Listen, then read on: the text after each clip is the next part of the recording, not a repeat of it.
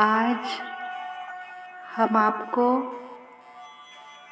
नाम जपने की महिमा बताते हैं कि नाम जप क्या नहीं कर सकता।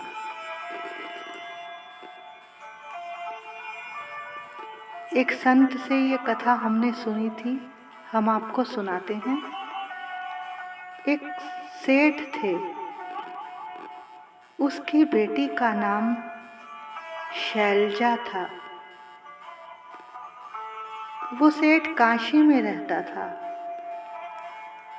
पहले जमाने में लोग बच्चों का विवाह छोटी उम्र में ही तय कर देते थे। फिर जब बच्चे बड़े होते थे तो उनका गोना होता था।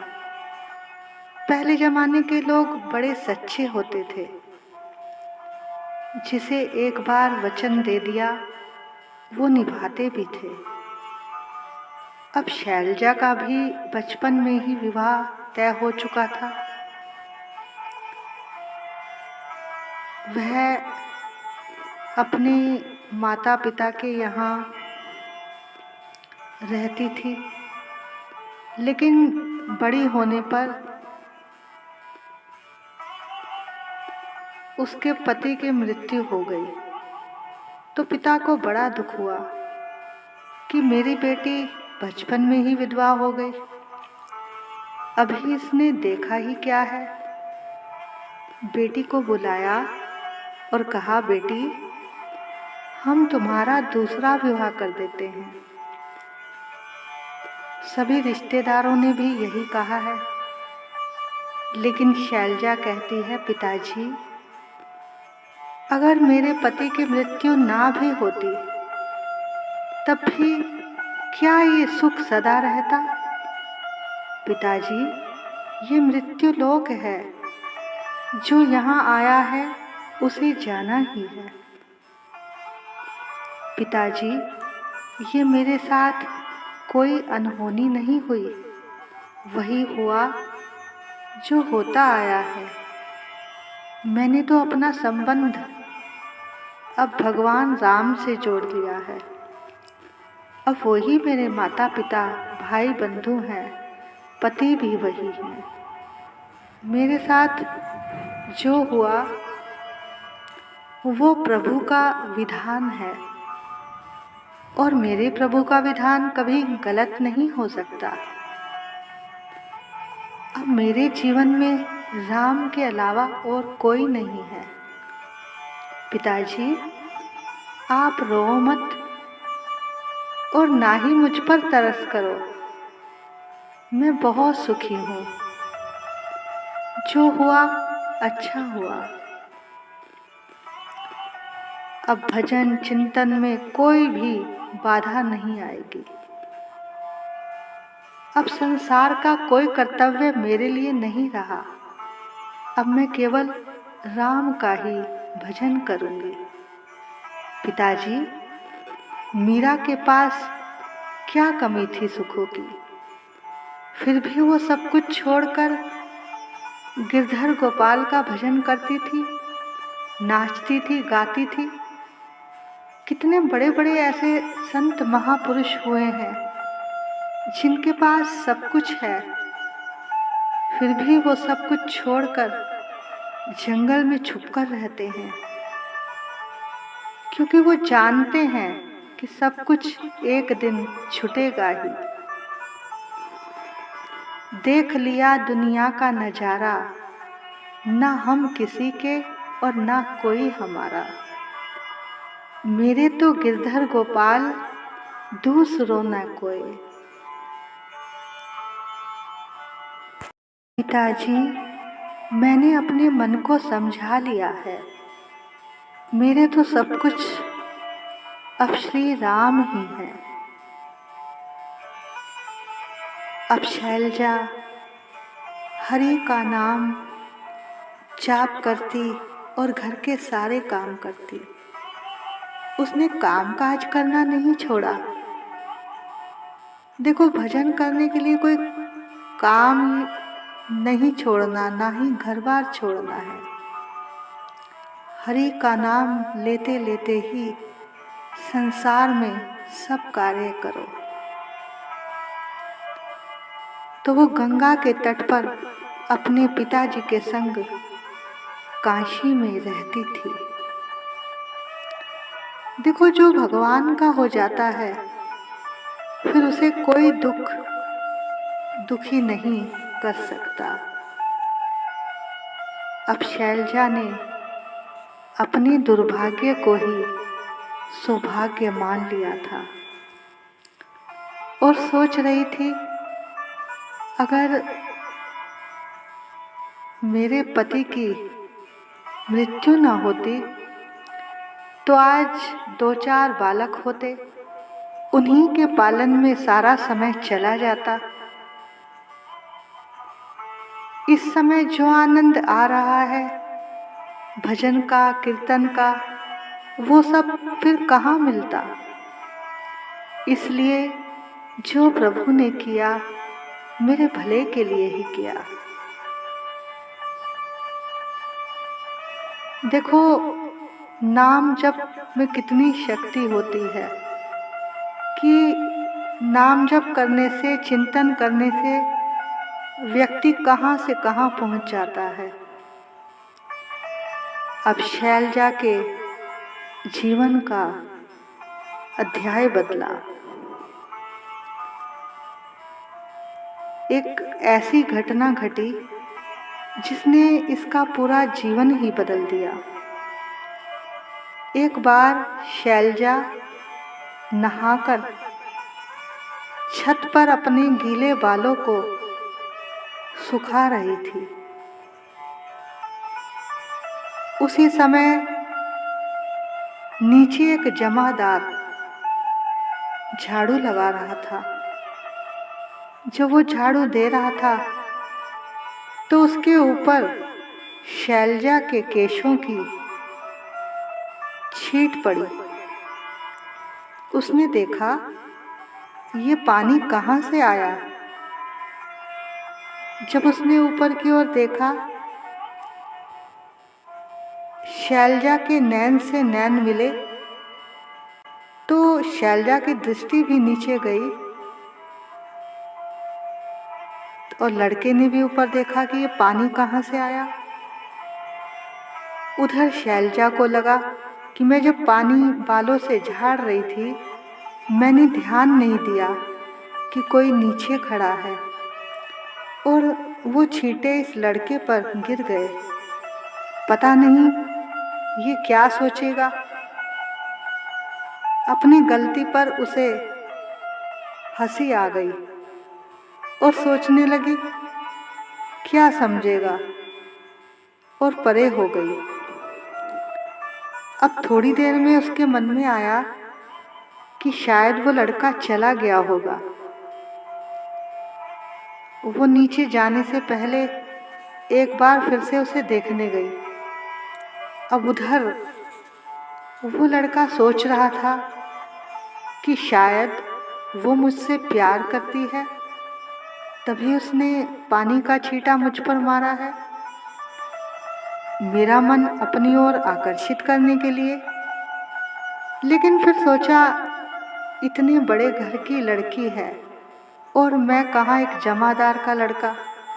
लेकिन फिर सोचा, प्यार में कोई जात पात तो होती नहीं और ना ही कोई ऊंच नीच होती है। प्यार तो अंधा होता है।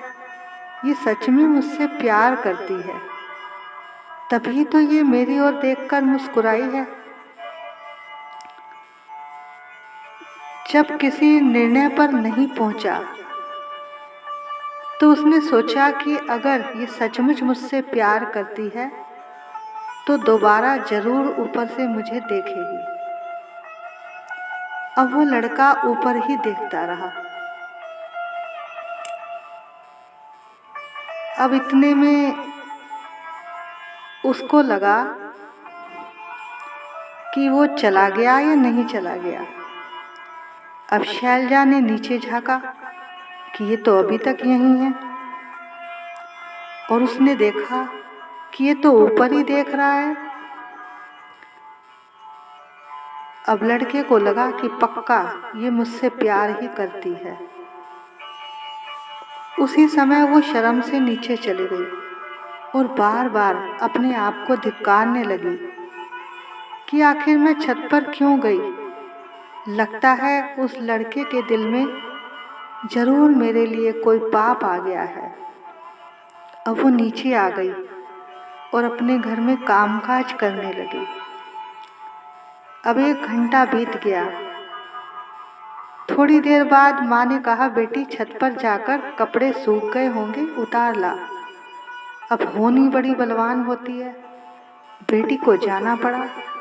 संजोग की बात, अब उस लड़की ने सोचा, शैलजा ने सोचा कि अब तो चला ही गया होगा, चलो देख आती हूँ। अब देखा तो वो लड़का निरंतर ऊपर ही तब से देख रहा था। अब उस लड़के के हाथ से झाड़ू भी छूट गई और लंबी लंबी आहें भरने लगा और घर जाकर बिस्तर पर लेट गया। अब तो उसके मन में आ गया कि किसी तरह ही मुझे इसे पाना है और इसके घर वाले कैसे मानेंगे। इसने मुझसे प्यार किया है, लेटा लेटा सोच रहा है, अगर मुझको मिल गई तो इसके पिताजी मुझे जिंदा नहीं छोड़ेंगे और अगर ना मिली तो मैं जिंदा नहीं रहूँगा। अब एक तरफ कुआं एक तरफ खाई, दुखी हो गया। थोड़ी देर बाद उसकी माँ आई। माँ उसको घर पर देखकर हैरान हो गई और बेटे के पास गई। माँ ने पूछा, बेटा क्या बात हो गई, कैसे पड़ा है? माँ, मुझको ऐसा रोग लगा है जिसका कोई उपचार नहीं। अब वो विधवा माँ का इकलौता बेटा था। बोली, बता तो क्या बात है, किसी वैद्य को बुलाऊं? तब उसने सब लज्जा को तजकर सब बात अपनी माँ से बताई। तब माँ रोते रोते कहती है, बेटा अब सच में तेरी मौत आई है। अगर वो मिल गई तब राजा नहीं छोड़ेगा और नहीं मिली तो तू उसके बिना मर जाएगा। अब तो हर हाल में तुझे मरना ही है। उसे बड़ा डांटा, फटकारा, प्यार से भी समझाया कि वो राजकुमारी तुमसे प्यार नहीं करती, उसे पूरा काशी नगर जानता है। वो राम की भक्त है, वो बहुत धार्मिक है, सदा संतों का संग करती है। उसके ऊपर तो राम का ऐसा रंग चढ़ा है कि दूसरा कोई रंग चढ़ ही नहीं सकता। वो भला तुम्हें क्यों चाहने लगी? नहीं माँ, वो मुझे बहुत प्यार करती है। बेटा ये तुम्हारा भ्रम है। अब उसकी माँ शैलजा से अकेले में मिली और सारी बात बताई। तब शैलजा ने कहा, मेरे तो सर्वस्व मेरे राम हैं, बाकी सब पुरुष तो मेरे पिता और भाई के समान हैं। ये मेरी प्रतिज्ञा है, मैं आपके बेटे से प्यार नहीं करती। अपने पुत्र को समझाओ, वो मेरे लिए मेरे भाई के समान है। उसने कहा, बेटी तू तो दिल की सच्ची है और पवित्र है, पर अब मैं अपने बेटे को कैसे समझाऊं? मैं तुझसे अपने बेटे की भीख मांगती हूँ, मेरे बेटे को बचा लो। और तू ऐसा कर, एक बार चलकर उसे भाई कह दे। वो कहने लगी, मैं नहीं जाऊंगी उस मोहल्ले में। बेटी अगर तू नहीं गई तो मेरे बेटे को कुछ हो गया तो? जब उसने बहुत बार कहा तो शैलजा ने कहा, ठीक है, मैं कल आपके यहाँ आती हूँ और आपके बेटे को समझाऊंगी। अब अगला दिन हुआ। शैलजा सुबह सुबह सबसे पहले भगवान शंकर के मंदिर में जाती है और शिव से प्रार्थना करती है कि हे काशी विश्वनाथ, मैं बहुत बड़ी उलझन में फंस गई हूँ, मुझे बचाओ, अपने इष्ट राम की लाज रख लो।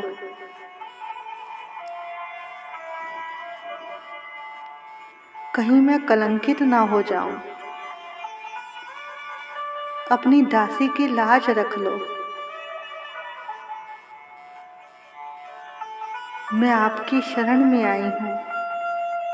तो जब कोई सच्चे हृदय से भगवान को पुकारता है तो ऐसा हो ही नहीं सकता कि वहाँ से कोई उत्तर ना मिले। उसको लगा मानो भगवान शिव कह रहे हो कि शैलजा, डरो मत, चिंता मत करो, नाम का आसरा लो, नाम तुम्हारे सब काम कर देगा।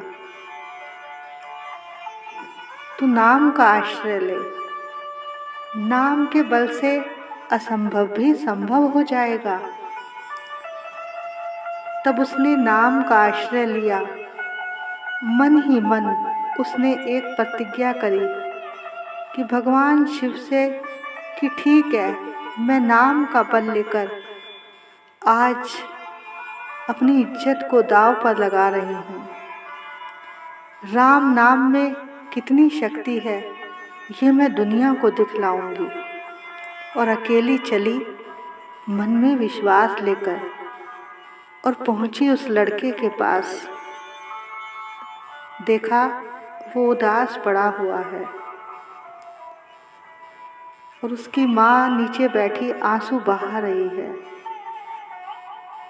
कि मैं अपने बेटे के प्राण कैसे बचाऊं। अब जैसे ही शैलजा पहुंची तो लड़के ने कहा, देखो देखो माँ, मैंने कहा था ना कि वो मुझसे प्यार करती है, वो जरूर आएगी। अब शैलजा सोच रही है, ये इतना रो रहा है, अगर ऐसे में मैंने इसे भाई कह दिया तो इसका दिल टूट जाएगा या मर जाएगा। और हाँ, मैं कर नहीं सकती, ना भी नहीं कर सकती। अब इसे कैसे बचाऊं?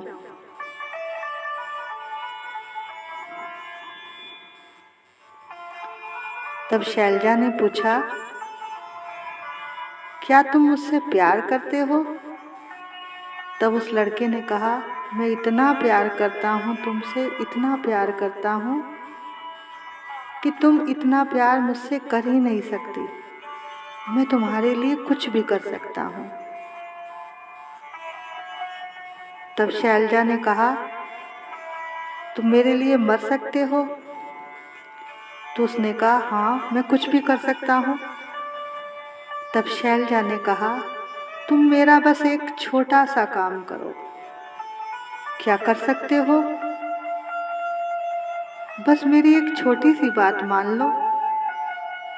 उन्हें बोला, बताओ मुझे क्या करना होगा? उसने कहा, ये मणिकर्णिका घाट में बैठकर तुमको 40 दिन तक राम नाम का जाप करना है। देखो, पूरे काशी में मणिकर्णिका घाट में दिन रात वहाँ अग्नि संस्कार होता है। वहाँ भगवान शंकर का वरदान है, जिसका भी यहाँ अग्नि संस्कार होगा, वहाँ के कोतवाल भैरवनाथ उसके सारे पापों को एक क्षण में भस्म करके उसको मुक्ति प्रदान करते हैं। वहाँ पर अग्नि जलाई नहीं जाती संस्कार के लिए, बल्कि सतयुग से लेकर आज तक वहाँ चिता की अग्नि कभी बंद ही नहीं होती। क्योंकि एक चिता जलती है तभी दूसरी चिता तैयार हो जाती है। 24 घंटे चिता जलती है। ये वही सतयुग वाली अग्नि चली आ रही है। उस अग्नि में जिसका संस्कार होता है वो मुक्त हो जाता है। तब शैलजा ने कहा कि यहाँ बैठकर तुम्हें राम नाम का जाप करना है। अब भैया, शमशान को देखकर तो सबको वैराग्य हो ही जाता है। शैलजा ने कहा, जब भूख लगे तो खूब खाना, प्यास लगे तो खूब दूध पीना, जल पीना, शरबत पीना। तुम्हें कोई तपस्या नहीं करनी। और नींद आए तो चाहे 8 घंटे सोना, चाहे 6 घंटे सोना, लेकिन उसके बाद भजन ही करना है। अब शैलजा का जो चित्त था वो पवित्र हो चुका था। तभी शंकर जी ने उसकी बात का उत्तर दिया था। उसने उस लड़के से कहा, यदि 40 दिन तक तुमने जाप किया यहाँ बैठकर, तो 41वें दिन मैं वरमाला लेकर खुद आऊंगी। अब शैलजा कोई साधारण तो थी नहीं। वो जाप करके अनुभव कर चुकी थी कि जाप का कितना असर है। अब उस लड़के ने 1 हफ्ता जाप किया तो उसका मन जाप में लगा ही नहीं, लेकिन वो बेमन से जाप कर रहा था कि चलो कुछ ही दिनों की तो बात है, उसके बाद तो शैलजा मेरी हो जाएगी। उसने इसी खुशी में जाप करना शुरू कर दिया। अब उसके सामने रोजाना 24 घंटे वहाँ राम नाम सत्य की आवाजें उसके कानों में गूंजने लगी। अब उसके मन में आने लगा कि सबका एक न एक दिन यही हाल होना है। जो आज आया है कल उसे जाना ही है, और शैलजा को भी एक दिन यहीं आना है और मुझे भी यहीं आना है। जिस शरीर से मैं इतना प्यार कर रहा हूँ वो जलकर एक दिन ऐसे ही राख हो जाना है। तो कहते हैं उसे उसी क्षण वैराग्य हो गया। देखो, वैराग्य का कोई समय नहीं होता, कभी भी किसी भी उम्र में हो सकता है। अब जब ज्यादा उसने जाप किया तो उसके अंदर जो कामनाएं थी, वासनाएं थी, वो सब खत्म हो गई। अब जब 40 दिन हो गए, अब तो वो ध्यान लगाने लगा राम जी का। अब 41वें दिन जब शैलजा दुल्हन बनके उसके पास पहुंची तो कहा, देखो मैं आ गई हूँ आपको वरमाला पहनाने। उस समय वो लड़का अपने ध्यान में बैठा था। शैलजा ने उसे हिलाया। जैसे ही उसने शैलजा को देखा वो उनके चरणों में गिर गया और कहने लगा, माता जी प्रणाम। शैलजा ने कहा, अरे ये तुम क्या कह रहे हो? वो बोला, मैं ठीक कह रहा हूँ। अब तो आप मेरी सद्गुरु हो। आपने तो मुझे मेरे असली प्रियतम से मिलवा दिया। तब शैलजा से ही उसने गुरु दीक्षा ली और अपनी माँ से कहा, माँ अब मैं राम का नाम ही लिया करूँगा, उनका ही ध्यान करूँगा। माँ बड़ी प्रसन्न हुई कि चलो मेरा इकलौता बेटा है, अच्छे रास्ते पर जा रहा है। माँ ने कहा, जा बेटा जा, मेरा आशीर्वाद है। तब वो लड़का गंगा जी के पास कुटिया बनाकर रहने लगा। और उसने वहाँ रहकर इतना नाम जप किया, इतना नाम जप किया कि दूर दूर तक उसकी ख्याति फैलने लगी। संत लोग उसके दर्शन को आने लगे।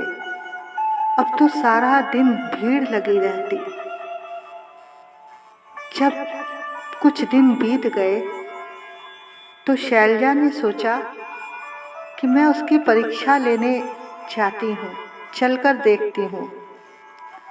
अब जब शैलजा पहुंची तो बाहर 2 सेवक खड़े थे। अब उन सेवकों ने उसको अंदर जाने से रोका कि अंदर किसी स्त्री का प्रवेश नहीं है। अब शैलजा ने कहा कि अपने महाराज जी से कहो कि शैलजा आई है। तो जब सेवकों ने अंदर जाकर बताया तो जवाब आया कि मैं किसी शैलजा को नहीं जानता। तब सेवकों को शैलजा ने कहा, अब कहो वही शैलजा आई है जिससे तुम्हें बहुत प्यार था। तब उसने कहा, मुझे किसी से प्यार नहीं है। अब सेवकों ने जब बाहर आकर बताया तो इस बार शैलजा ने कहा कि अब कहो कि तुम्हारी सद्गुरु आई हैं। अब जैसे ही सेवकों ने कहा तो वो दौड़ा चला आया और दंडवत प्रणाम किया और उसके चरणों में लेट गया और कहने लगा हाथ जोड़कर, हे गुरुदेव, आपने ही तो मेरा जीवन बदला है, वरना मैं तो एक भंगी का लड़का ही था। आज आपने मुझे इतना बड़ा संत बना दिया। आपके लिए तो मैं सारी दुनिया छोड़ सकता हूँ। अगर स्वयं भगवान भी आ जाएं, तब भी मैं आपके चरणों को छोड़कर कहीं ना जाऊं।